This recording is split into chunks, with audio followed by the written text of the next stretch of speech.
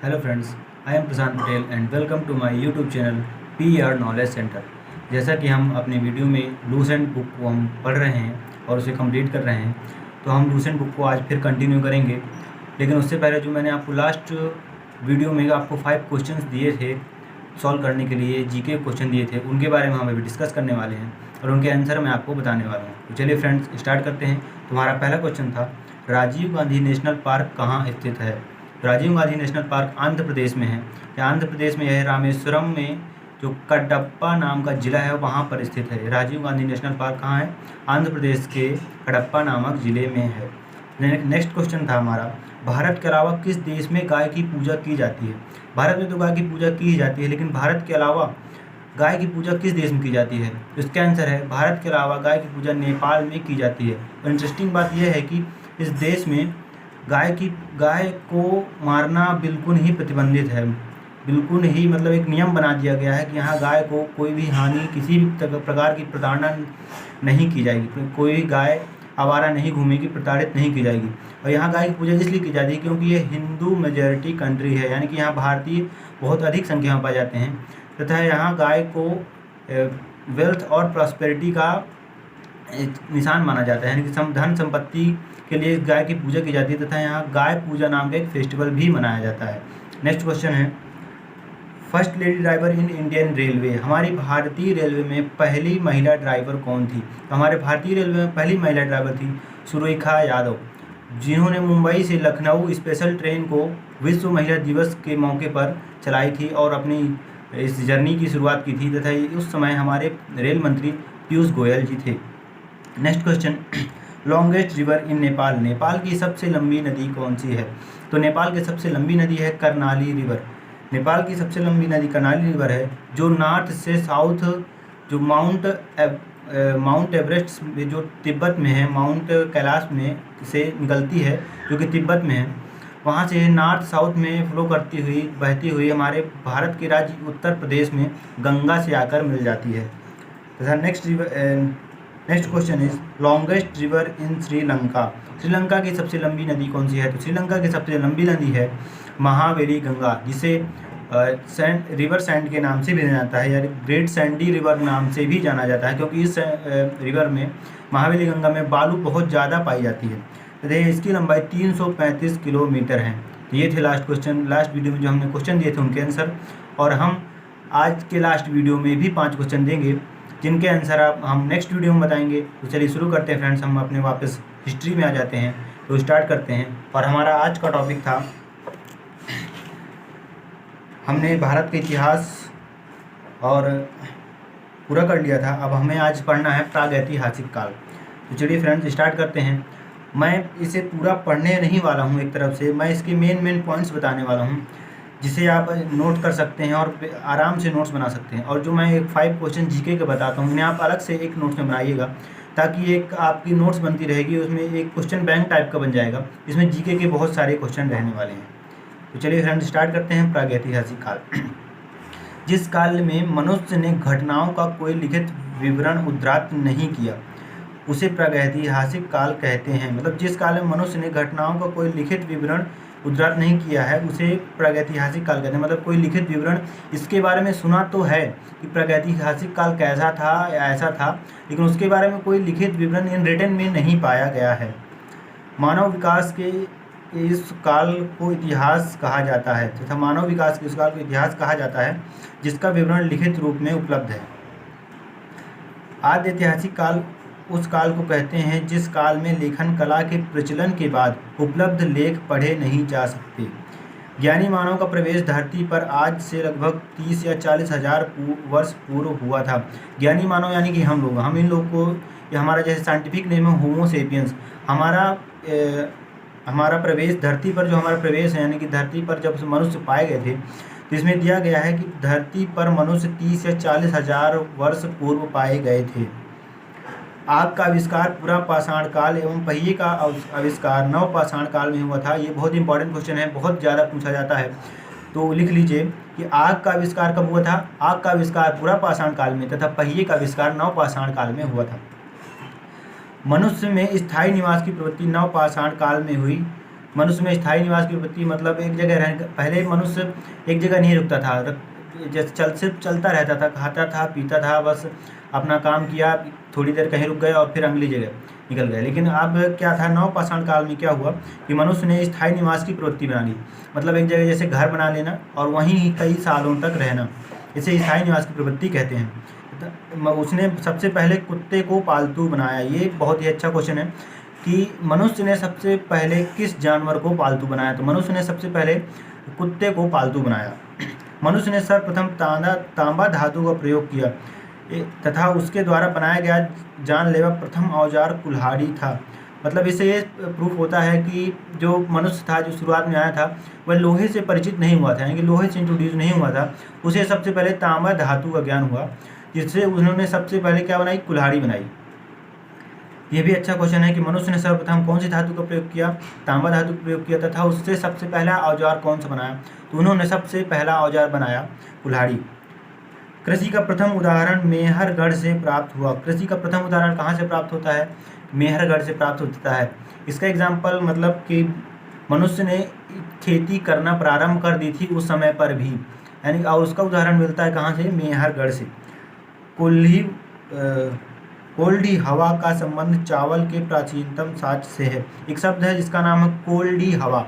कोल्डी हवा का संबंध किससे है, चावल के प्राचीनतम साक्ष्य से, जो एंशियंट साक्ष्य हैं जो मिलते थे, उसका संबंध किससे, कोल्डी हवा से है। कृषि का आविष्कार नवपाषाण काल में हुआ।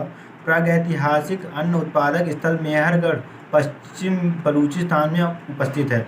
कृषि के लिए अपनाई गई सबसे प्राचीन फसल कौन सी है, गेहूं तथा जौ थी। यानी कि कृषि के लिए सबसे प्राचीन फसल कौन सी अपनाई गई, यानी कि सबसे पहले जिस फसल की मनुष्य खेती करता था वो कौन सी थी, गेहूं और जौ थी।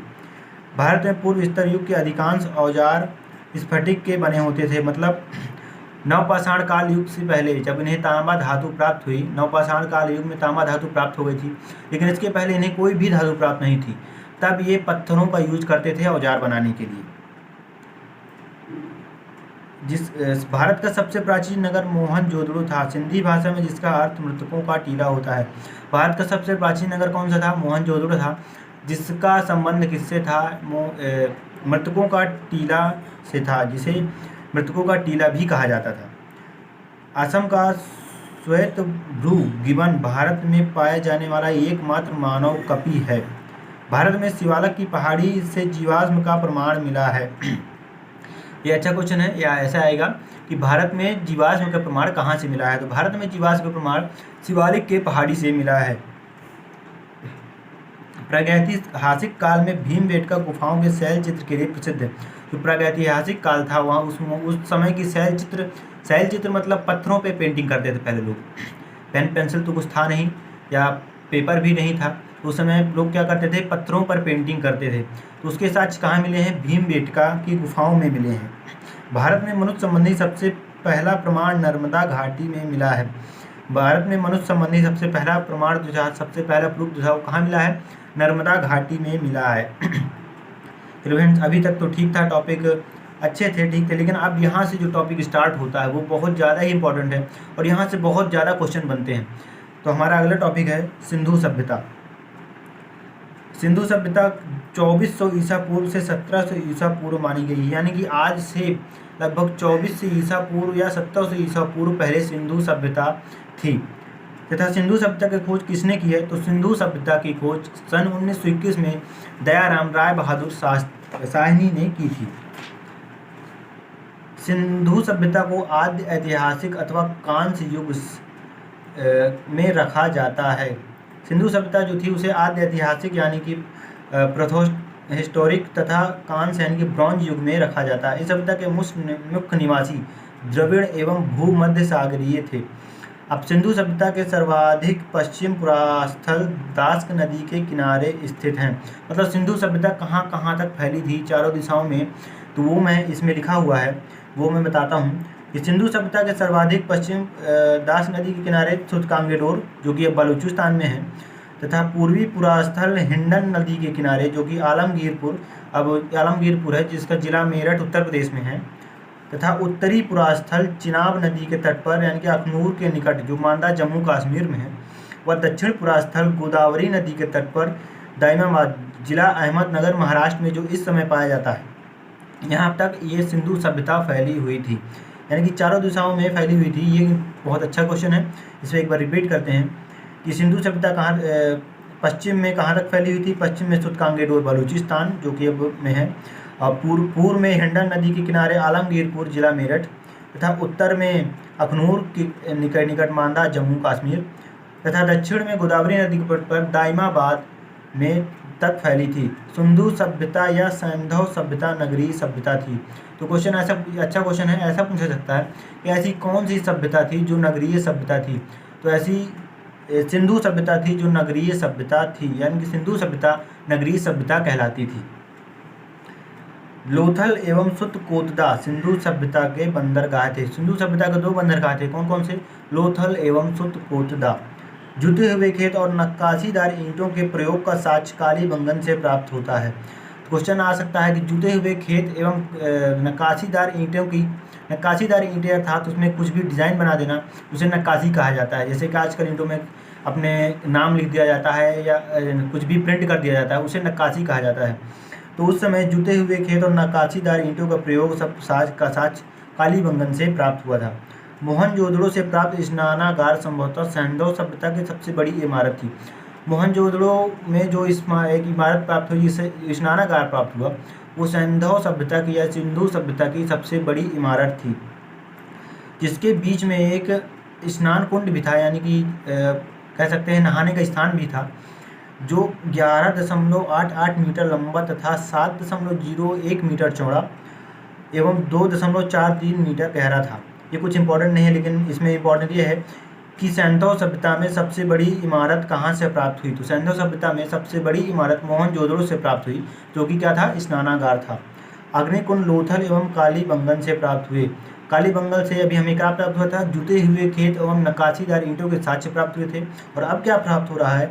अग्नि के साक्ष्य भी कालीबंगन से ही प्राप्त हुए हैं। अग्नि के यानी कि अग्निकुंड के साथ में लोथल से भी प्राप्त हुए हैं।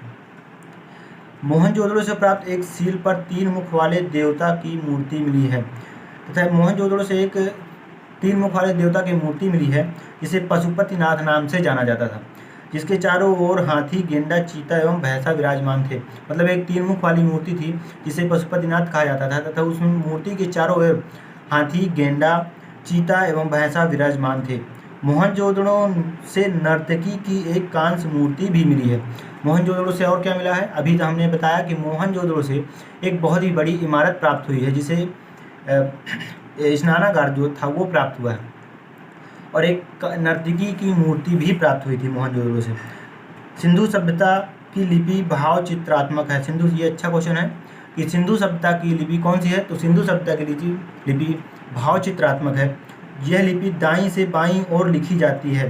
दाईं से बाईं ओर लिखी जाती है, अर्थात जैसे हम अभी लेफ्ट टू राइट लिखना स्टार्ट कर रहे हैं, तो अब उधर से हम वापस इस लाइन पे नहीं आएंगे, वहीं से हम लेफ्ट टू राइट फिर स्टार्ट करेंगे। तो आप समझ गए ना कि मैं क्या कहना चाहता हूँ, कि जो सिंधु सभ्यता की लिपि थी वो भाव चित्रात्मक थी, तथा यह लिपि दाईं से बाईं ओर लिखी जाती है, लेफ्ट टू राइट की ओर लिखी जाती थी। मनके बनाने के कारखाने लोथल एवं चन्हूदड़ों से मिले हैं। मनके बनाने के कारखाने कहाँ से मिले हैं? लोथल एवं चन्हूदड़ों से मिले हैं। सिंधु सभ्यता के लोगों के नगरों तथा घरों के विन्यास के ग्रिड पद्धति अपनाई जाती। जो सिंधु सभ्यता के लोग थे, उन्होंने अपने घर बनाने के लिए एक पद्धति यानी कि एक प्रोसेस अपनाई थी, जिसे क्या कहते थे? ग्रिड पद्धति कहते थे। घरों के दरवाजे और खिड़कियों सड़क की ओर न खुलकर पिछवाड़े की ओर खुला करते थे। यानी कि सिंधु सभ्यता के में जो घर बनाए जाते थे, उनके खिड़की और जो दरवाजे थे वो मेन यानी कि रोड साइड ना खुल करके घर पीछे साइड खोले जाते थे, यानी कि पीछे साइड बनाए जाते थे।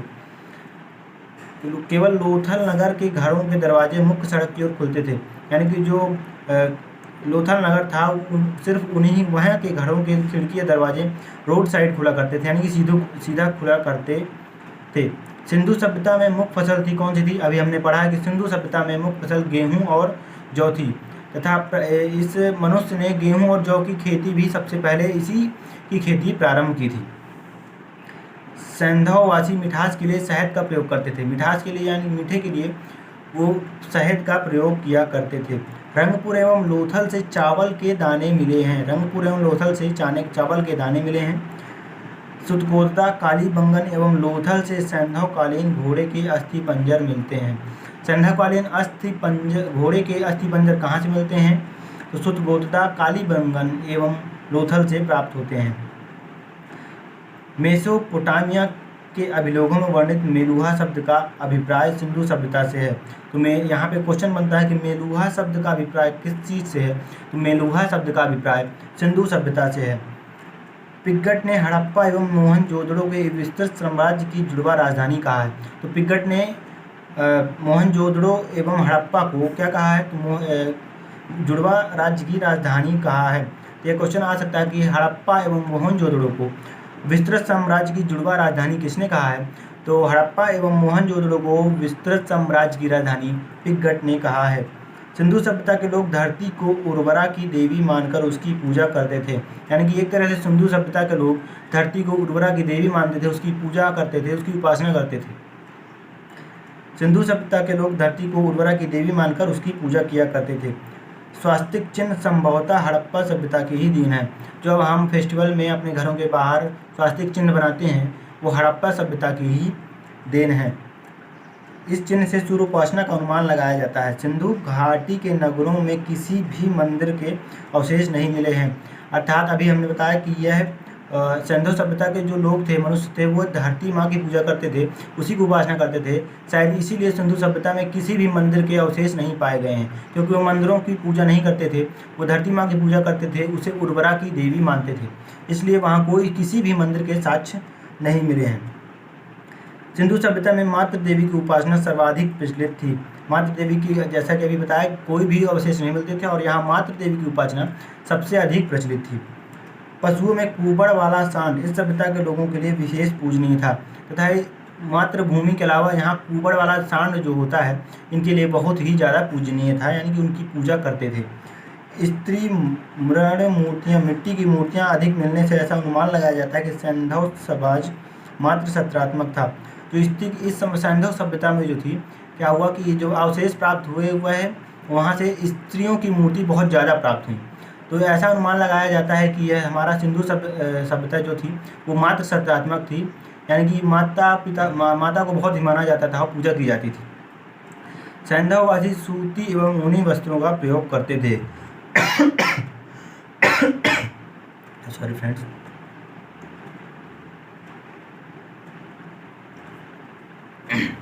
सैंधववासी सूती एवं ऊनी वस्त्रों का प्रयोग करते थे। मनोरंजन के लिए सैंधववासी मछली पकड़ना, शिकार करना, पशु पक्षियों को आपस में लड़ाना, चौपड़ और पासा खेलना आदि साधनों का प्रयोग करते थे। सिंधु सभ्यता के लोग काले रंग के डिजाइन किए हुए लाल मिट्टी के बर्तन बनाते थे। यहाँ से इंपॉर्टेंट क्वेश्चन एक बनता है कि सिंधु सभ्यता के लोग काले रंग से डिजाइन किए हुए लाल मिट्टी के बर्तन बनाते थे। तो ऐसा क्वेश्चन आ सकता है कि सिंधु सभ्यता में काले रंग से किस मिट्टी के बर्तन डिजाइन किए जाते थे? तो लाल मिट्टी के बर्तन डिजाइन किए जाते थे। सिंधु घाटी के लोग तलवार से परिचित नहीं थे, बिल्कुल भी परिचित नहीं थे। कालीबंगन एकमात्र हड़प्पा कालीन स्थल था जिसका निचला शहर भी किले से घिरा हुआ था। कालीबंगन का अर्थ है काली चूड़ियाँ। यहाँ कालीबंगन शब्द का अर्थ काली चूड़ियों से है। हमारी जो सिंधु सभ्यता थी वो मात्र सत्तात्मक होने के साथ साथ पर्दा प्रथा और वेश्यावृत्ति भी इसमें प्रचलित थी। यानी कि जो हमारी सिंधु सभ्यता है वो मात्र सत्तात्मक तो थी, लेकिन इस सभ्यता में पर्दा प्रथा और वेश्यावृत्ति दोनों प्रचलित थी। नेक्स्ट, हमारी सिंधु सभ्यता में जो सिंधु सभ्यता थी इसमें शवों को जलाने तथा शवों को दफनाने दोनों ही प्रथाएं प्रचलित थी। मोहनजोदड़ो जो था, यहाँ शवों को दफनाया जाता था, मोहनजोदड़ो में शवों को जलाया जाता था तथा हड़प्पा में शवों को दफनाया जाता था। जब आग में पकी हुई मिट्टी को क्या कहा जाता है? तो आग में पकी हुई मिट्टी को टेराकोटा कहा जाता है। इसी पॉइंट के साथ हमारा ये टॉपिक खत्म होता है। नेक्स्ट टॉपिक है वैदिक सभ्यता, जिसे हम कंटिन्यू करेंगे नेक्स्ट वीडियो में। जो हमारी सिंधु सभ्यता थी यह मात्र सत्तात्मक थी, लेकिन अब जो हम टॉपिक पढ़ेंगे नेक्स्ट वीडियो में वो पितृ प्रधान हो जाएगा। चलिए अब हम 5 क्वेश्चन देख लेते हैं जिसके आंसर मैं आपको नेक्स्ट वीडियो में बताऊंगा। और बहुत ही इंटरेस्टिंग क्वेश्चन है, इसके नोट्स आप एक अलग से एक कॉपी में बनाते जाइए ताकि आपकी यह एक क्वेश्चन बैंक टाइप तैयार होती जाएगी। पहला क्वेश्चन ये है कि इंडिया में मीठे पानी की सबसे बड़ी झील कहाँ पर है? नेक्स्ट क्वेश्चन, दुनिया का कौन सा देश है जहाँ मच्छर नहीं पाए जाते? जी हाँ फ्रेंड्स, दुनिया का एक ऐसा देश भी जहाँ मच्छर बिल्कुल भी नहीं पाए जाते हैं, तो ऐसा कौन सा देश है, ये हमारा क्वेश्चन है। दुनिया का सबसे बड़ा पुस्तकालय कहाँ है, वर्ल्ड बिगेस्ट लाइब्रेरी कौन सी है। भारत की पहली किन्नर न्यायाधीश, नेक्स्ट क्वेश्चन इज भारत की पहली किन्नर न्यायाधीश कौन सी है। भारत का पहला किन्नर विश्वविद्यालय कहाँ है। भारत का पहला किन्नर विश्वविद्यालय भी है फ्रेंड्स, जो इंडिया में ही है, लेकिन कहाँ है ये हमें बताना है। दुनिया की सबसे छोटी पक्षी का नाम क्या है। दुनिया की सबसे छोटी पक्षी का नाम बताना है। जिस इन सभी क्वेश्चंस के आंसर मैं आपको नेक्स्ट वीडियो में बताऊंगा, और नेक्स्ट वीडियो में फिर 5 क्वेश्चंस दूंगा। ऐसे ही हर वीडियो में हम करेंगे। थैंक यू फ्रेंड्स, और यह मेरा वीडियो देखने के लिए थैंक्स। और अगर आपको वीडियो अच्छा लग रहा हो तो अपने फ्रेंड्स के साथ ज़रूर शेयर करें। तो थैंक यू सो मच।